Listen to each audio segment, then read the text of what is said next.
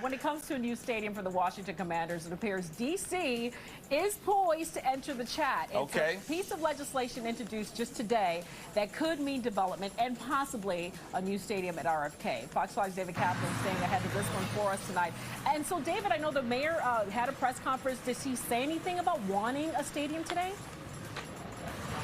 Oh, she said yes, absolutely. She admitted that she was sort of being coy about all of this, but that definitely she thinks that the Commanders belong in the District of Columbia. So you guys just touched on this. Two big things happened today. Number one was this event with the mayor. Basically, she announced this team that was part of the economic development team within her administration. Their essential role is to recruit more teams. That's one thing. And also just to expand the sports offerings and coordinate better with professional teams throughout the District of Columbia. That's thing number one. Thing number two, if you'll allow me to show you this, is this piece of legislation that was filed on the Hill this morning. It was co-sponsored by Republican James Comer from Kentucky, the head of the House Oversight Committee, and Democrat D.C. Representative Eleanor Holmes Norton. The bill essentially says the district can have control of the RFK site. Why is that important? Right now, the district leases the site from the federal government. That lease expires in about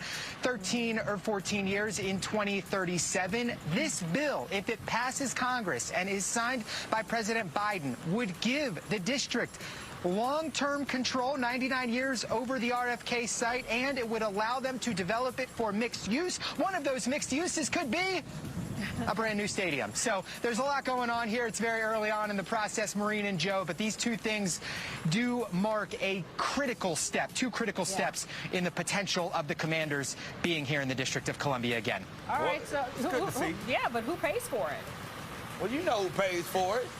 That's a big question. Who pays for it? Well, that is a very good question, and I have to stress this is very early in the process. Not to use a sports analogy here, but we're in the second or third inning of all of this. Mayor Bowser has always said that thing number one is to get control of the land. This was a critical step in that process. But we have heard some opposition already. Council Chairman Phil Mendelson out with a statement concerned about who's going to pay for this, the finances, saying that the district does have needs. So Mayor Bowser said that she looks forward to many productive conversations as that proverbial analogy of the baseball game does push forward and push on. And before we wrap up, you know, all the interns at the station got all kinds of love. We got to let intern Brandon Smith, who is out here in the heat with us. Brandon, He's a student at American University doing a great job. If you guys get tired of hearing me talk, he really probably does, because we're trying to learn some stuff out here. But Brandon's a great guy, and we've had a good time together this summer.